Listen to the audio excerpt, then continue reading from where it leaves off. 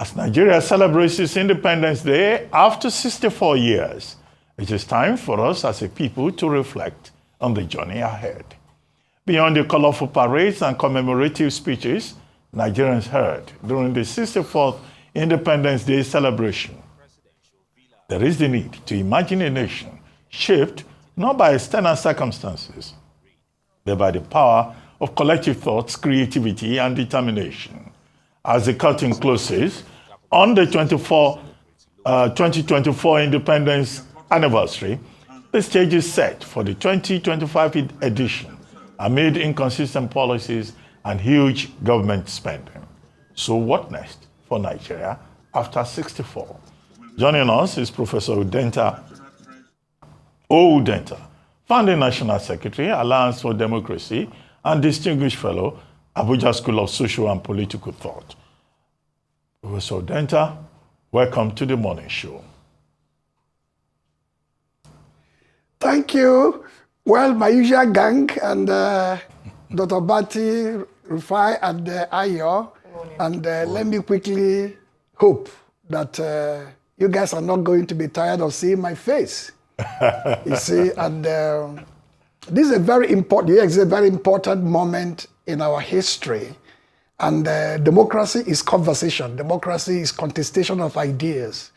If we don't have dialogue the way we are doing now, we cannot enrich or grow our democracy. The land is imperiled, is in grave danger. And so therefore we must talk. Only those who live in a bubble, those in government who live in a bubble, believe that all is well. As you said in the intro, with all the pomp and pageantry of the celebration, this land is hurting, and hurting seriously. So it is important that nobody shuts down democratic conversation. Nobody has done it in the past, even under brutal military dictatorship. Nobody can accomplish that today. That is why I think it's important for us to have this kind of robust engagement we're having now, and I hope we can continue having it in future. Well, the question is, what next for Nigeria at 64?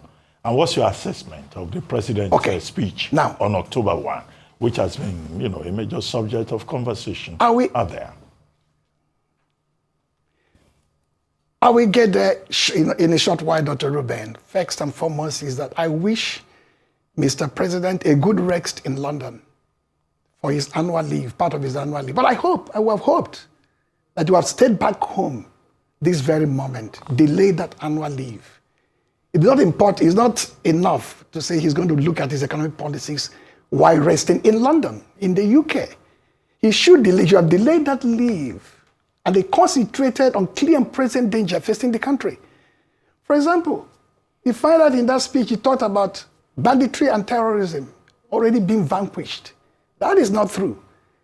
8 years of Muhammad Buhari presidency, like Muhammad and a lot of other ministers were talking about constructive defeat, strategic defeat, and technical defeat of Boko Haram. But Boko Haram was vibrant and alive and growing more in stature and spread in terms of geography, from the northeast to the northwest, infecting the banditry there that was actually within the context of the rustling, cattle rustling, and the headers and farmers problem, contaminated it and turned it into terrorist operations up to the north central. So, and then if you go through that same 8-year period, you witness hundreds of Boko Haram, commanders executed, 500 defeated, 500 killed, but yet the problems not only stayed where they are, but they grew in large scale. The problem is one. In 1960, when 1963, when OAU was born, the project of Nigerian foreign policy was decolonization of Africa.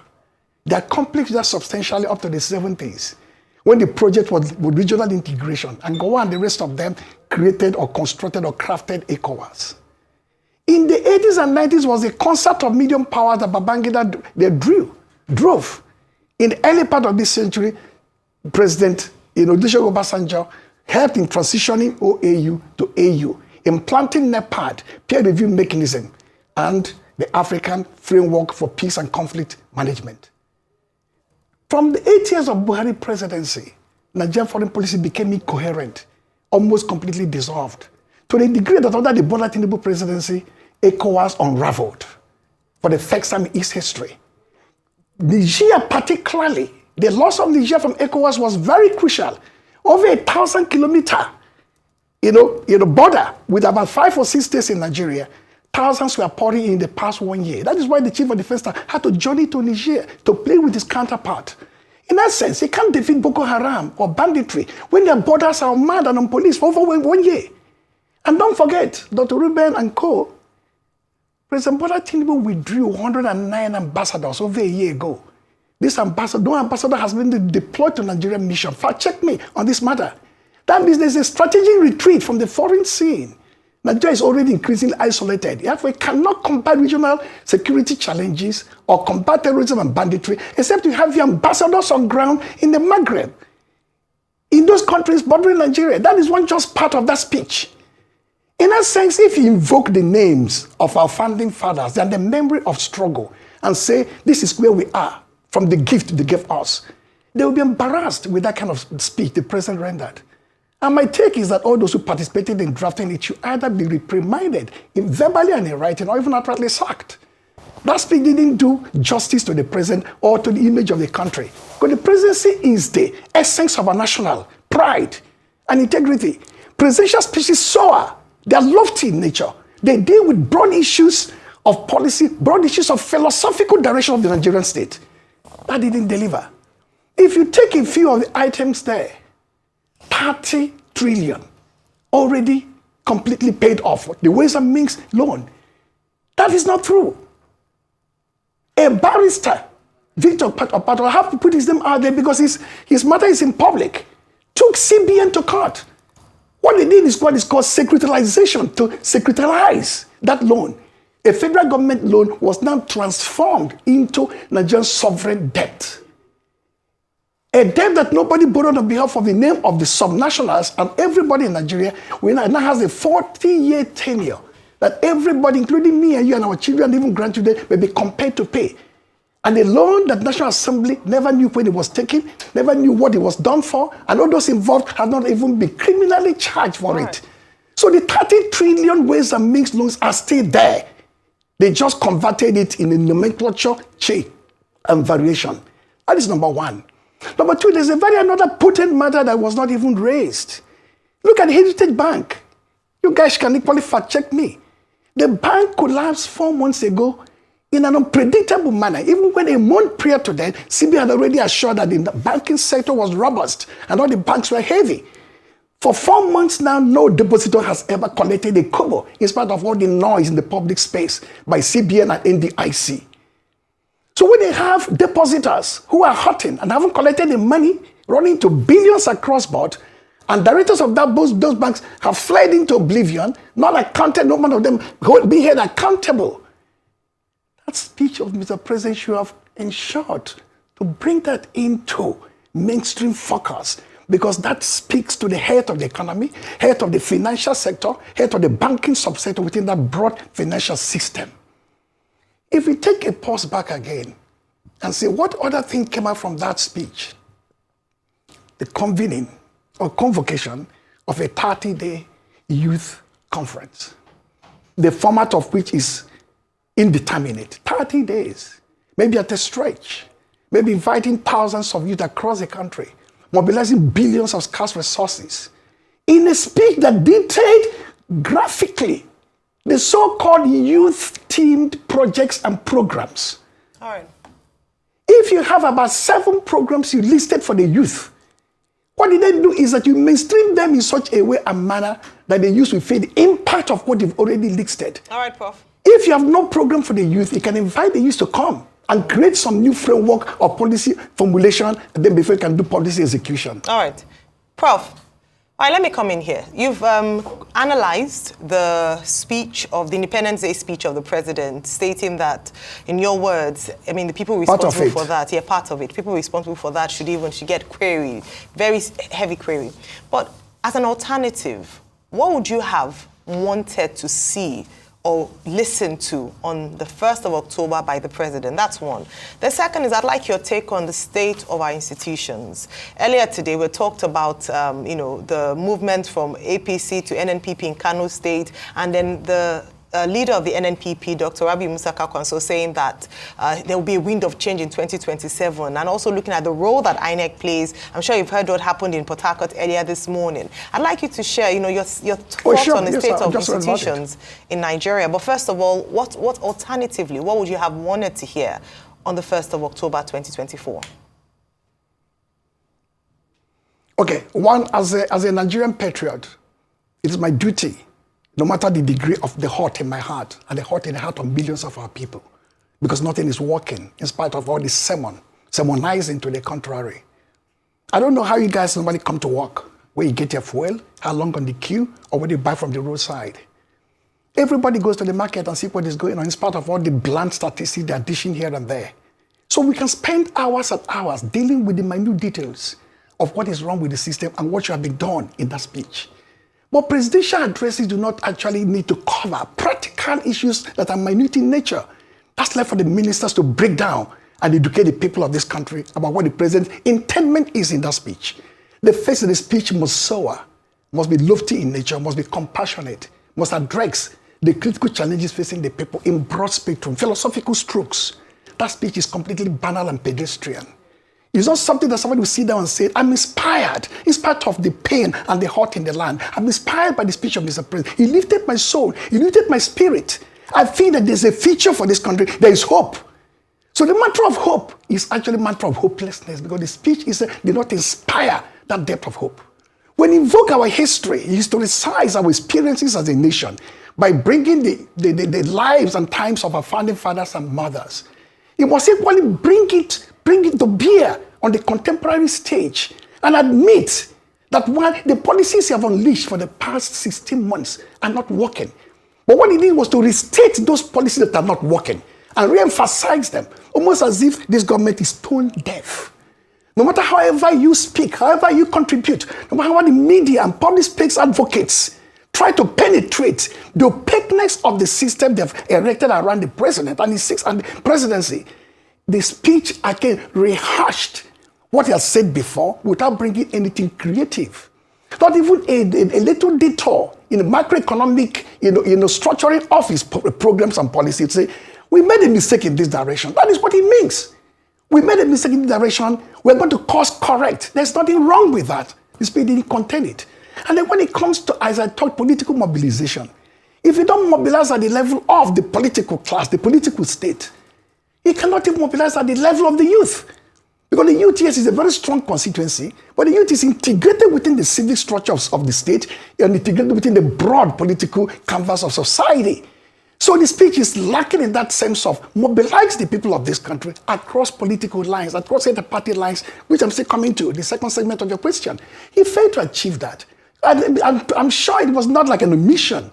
The essence, as I said repeatedly, is to overcome and transcend the political state and then go through policies that are not working for the people. Neoliberal policies that have savaged the economy, savaged living standard, and pauperized, and bestialized substantially the dignity of Nigerian people. I can go on, but let me take a detour into the second part of your question. Democracy is under grave threat. I did say some time ago, I think in this platform, democracy these days don't fall because bullets are fired or guns are loaded and then released. It dies because those who take power using democratic means undermine the foundations of democratic governance. This current government is undermining daily, one, multiparty democracy by planting quislings within the ranks of the opposition parties in PDP, in Labour, and maybe to an extent in NNPP. The idea is to dissolve the coherence of the opposition parties and render the 2027 election prostrate, almost like the outcome is known beforehand. A leisurely re-entry back into power because it paralyzes the ability of those other parties to grow. The Rivers example is very clear. What happened early on in Rivers State is shocking a democratic system. And everybody involved in that operation, that dark operation, must be held accountable, from the smallest policeman at the precinct to the highest level of that force. The second is that if you have the political parties running from pillar to post because of the impact of quislings, and for the name quisling, please go to the Second World War and find out where this term comes from. It's a Second World War term. I will not say on stage here, but go there and dig into it and find why these Christlings in the PDP and Labour Party must be routed for democracy to endure in Nigeria. Look at civic spaces. They are shrinking. Look at those things detained and classified as terrorists and terrorist financiers and treasonable felons for merely protesting. Is to create a condition of chill and apprehension and trepidation among the people and ensure that they do not raise their voice to protest. Labour, as an organized sector, for me, is still reeling from the impact of the savage war declared on the president of that NLC by the security and coercive apparatus of the state. The list goes on and on. That means that if we are not careful and summon the will of the founding fathers and mothers of this country, we don't summon the skills set of those who battle military despotism in order to confront the element of national dissent, not even into liberalism or authoritarianism. There's a creeping totalitarian mindset among this government today. And that must be resisted by all Democrats for this country's democracy to thrive. Okay, Prof. Good to see you, Prof. But I'll start by fact-checking you. I thought you were incorrect as regards the Heritage Bank story because NDIC says they have paid over 82.6% of the depositors the 5 million assured threshold. In words.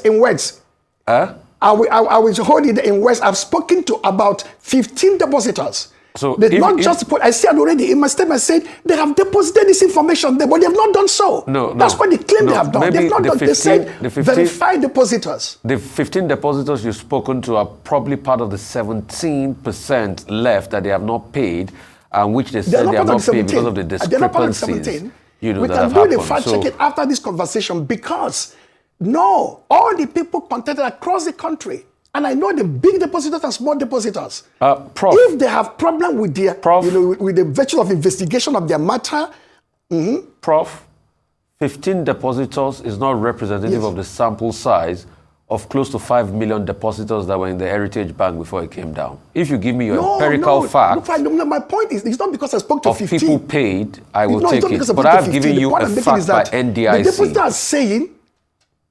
I've given you a fact by NDIC. Have you verified that fact? So you also give me your facts, but I will not take the fact of 15 depositors, which is not representative of close to 5 million depositor sample size. I just wanted to clear that. I agree with you that 15 is a small number, but when somebody who is a depositor said, I have made every obligation, I've asked other depositors like me, thousands of them across board, and their story is that we have been paid, but they have not been paid. The Prof, story is on paper, have you asked 15 of them or thousands of them? Which one should we take? Have you asked 15 of these depositors or thousands of them? I said the 15 I spoke to have even spoken to thousands of other depositors. You've spoken to thousands of other depositors. So which one should we take? Thousands of others or 15 depositors? So, okay, Prof, let's move on this. But the most important thing is maybe when you get your facts, we can match it with NDIC facts. We want empiricals. Moving on. In all of this you said, and I like the way you paint the tapestry of what is happening in Nigeria, because it's very sad. But, Prof, there's also the Gulag archipelago of some sort, as written by Shotnitsky in his book, of the mindset of Nigerians. A lot of them have tuned off. The mindset now is either a japa or either I find my feet myself. I don't care about the politician and the political class. They can go ahead with it. And that's why they don't come out in elections. They don't come out for civil spaces conversation. They watch and they see how it goes on social media. The news now has become a measure of entertainment for them, but they are not active participants. Number one, how do we flip these people back for them to genuinely believe? Secondly, I also want you to talk about another factually incorrect part of the president's speech, where he said we have gotten about 30 billion in foreign direct investment, which a lot of people are asking, how can we get about 30 billion in foreign direct investment and we are still having dollar to the naira at 1,007? In fact, they've even pointed out the fact that Doris Anete, the trade minister, said they have gotten commitments of close to 30 billion. But we all know that some of those commitments are audio commitments. Example, the Maersk deal. Okay. Of the 600 million that was purportedly signed, I get it. And Maersk said otherwise. Okay, I get it. The first point you raised is very crucial to the heart of the survival of democracy. It's always a deliberate policy of governments in power, especially authoritarian, illiberal governments in power, to destroy the foundation of democratic conversation, weaken the resolve of the people, keep them lame and tuned off, and ultimately govern leisurely in any manner that suits them. It is more radically done within the military setup, where they have the physical apparatus of state hunting people down on a daily basis, shutting down media houses, bombing them off existence, arresting, detaining, sometimes killing and maiming. In the democracy in quote, it is more subtle, just like we have today. When you have labor leaders harassed from pillar to post, arrested at the airport and nationally and internationally embarrassed, is to chill the labor movement from playing its decisive historic role in society. When you have young boys and girls just protesting against hunger and bad governance, you're not charging them for unruly behavior or just illegal gathering, but for terrorism and treasonable felony. You are sending a warning to the generality of society to back off and do not talk. If you arrest media people and some even sometimes disappear mysteriously, you are telling the media like you and you guys in the media to say, keep true to the line of government. Do not try to go outside the framework of conversation that doesn't suit the government. What you have to do is to resist with our words, with the power of our imagination, to look at the Constitution as a grand norm of our society to say, it's a nation of laws and not men and women. If you don't talk the way we are doing now, you can't even inspire hope. It can't be from ground up. So the civic centers, yes, are dissolving and shrinking, but they must be resurrected. How do you resurrect them? Through the kind of thing we are doing in our small ways. You don't know the contribution you are making and making, everybody here is making. If you go to other channels and other platforms and social media, those conversations are very important. It may take time to aggregate into something substantive, but that is how to go. Because democracy actually limits you on how to operate. You can't go outside the tenets of constitutional provisions in order to do what? Agitate or campaign or protest. So it's a work in progress. Again, the political parties are vital. I said it earlier. If PDP forces out the prisoners within its rank and Labour does so and other parties do so, it is possible we can have multi-party conversation going to 2027, even alliances that can shake up the system in directions we will not even know. On the second issue you raised, it's a historical, texted tradition of governments when their back is on the wall. Oh, if you speak to somebody in London and they say, oh, we can come in with $10 billion. Somebody in Paris, oh, we're prepared to invest with $2 billion. Oh, sure, let me have that proposal. It looks very good. $13 billion can come in from Japan. They will aggregate it and tell you that $30 billion is already come. It hasn't come, you're right. This money is as audio money floating in the atmosphere. But because it can find a paper trail to a conversation somewhere in a foreign land, the impression is that this money is already with us. It is not with us. If you see $30 billion in the Nigerian economy, it will shake up the system, shake up the forest market, shake up even the way and manner other things can pick up in the system. All right, sir. That is it. All right. And I believe too.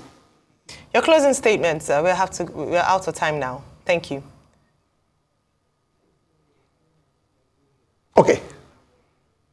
For me, what is required for democracy to survive in Nigeria? What is required that the next election is going to be a walkover for anybody who thinks that they defeated the Nigerian people and defeated the Nigerian political system is that we're going to have an intergenerational force that is going to awaken the spirit of the people across all the generational lines within all Nigerian geographies and domains. It is important for us to have a democratic conversation by driving a safe democracy project. This is the kind of project I think people can key into. The civic society, the youth elements, political parties, activists, and radical people within the system can key into safe Nigerian democracy project. That project is going to be a day-to-day, hour-by-hour conversation among the Nigerian people to ensure that this society does not slide into totalitarianism at any point in our history. All right. Well, thank you so much for your time with us today, Professor Udenta. Look forward to seeing you again on the morning show.